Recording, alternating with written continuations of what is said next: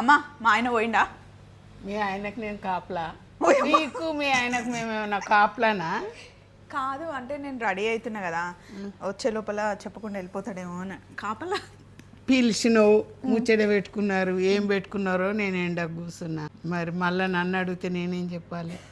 మరి ఎవరిని అడగాలి? పక్కింటి ఆమెను అడిగితే బాగుండదు కదా. నువ్వు అడిగినా నేను చెప్పే క్వశ్చనే అది కదా, నాకు తెలియదు అని చెప్తాను.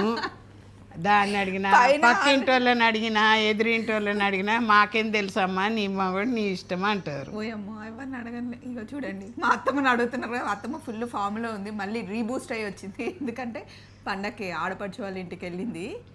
సో అక్క వాళ్ళు ఏం పెట్టిరు ఫుడ్? మంచిగా తిన్నా నేనే వండుకున్నా, నేనే తిన్నా. వాళ్ళు వంట తప్ప ఇంకోటి చెప్పనియరు, చేయనియరు. అమ్మ నీ చేత తినలేదు, మా మానవాళ్ళు అందరూ నేనే చేయాలి, తినాలి. అందరికి అంతే, అక్కడ అన్నీ రెడీ చేస్తే అత్తమ్మ వండితే తినాలని మా అందరికి ఇష్టం అనమాట. పప్పులు చేసుకున్నాం, మంచిగా గర్జలు చేసుకున్నాం. పెద్దక్క చిన్నక్క అందరం కలిసి గర్జలు చేసిండ్రు, అరిసెలు చేసిండ్రు, సకినాలు చేసిండ్రు, పాలకూర వేసి చెక్కలు చేసిండ్రు. హ్యాపీగా అయింది పండగ.